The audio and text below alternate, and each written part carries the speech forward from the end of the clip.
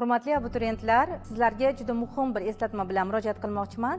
Har yili qabul yakunlangandan so'ng bizga test sinovlarini topshirgan edim, lekin oliy ta'lim muassasasi va ta'lim yo'nalishlarini alohida tanlash kerakligini bilmagan ekanman degan bir nechta murojaatlar kelib tushadi. Sababli diqqat bilan eshiting. Agar siz kirish test sinovlarida ishtirok etgan bo'lsangiz, bu hali qabul jarayoni tugadi degani emas.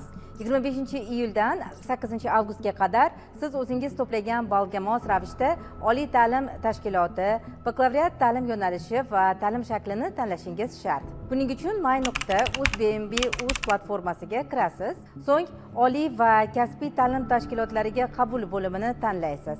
Xizmatdan foydalanish va OTT tanlash tugmalarini bosasiz, tanlov ustuvorligini belgilaysiz. So'ngra fanlar majmuasiga mos yo'nalishlarni va kunduzgi, kechki yoki masofaviy ta'lim shakllarini tanlaysiz. Oxirida esa telefoningizga kelgan SMS kodini kiritib tanlovni tasdiqlaysiz. Siz 5 tagacha oliy ta'lim tashkiloti va ta'lim yo'nalishlarini tanlashingiz mumkin. Va muhim eslatma, tanlovingizni 8-avgustga qadar istalgan paytda o'zgartirish imkoniyatingiz bor. Ammo muddat tugagach hech qanday o'zgartirish kiritib bo'lmaydi. Yana bir tavsiya, yo'nalishni tanlashda faqat o'tgan yilgi o'tish ballariga emas, avvalo o'zingizning ballingiz, qiziqishingiz va kelajakdagi kasbiy rejalaringizga tayaning. Tanlovni tasdiqlaganingizdan so'ng shakllanadigan abituriyent qayd varaqasini albatta yuklab olib saqlab qo'ying.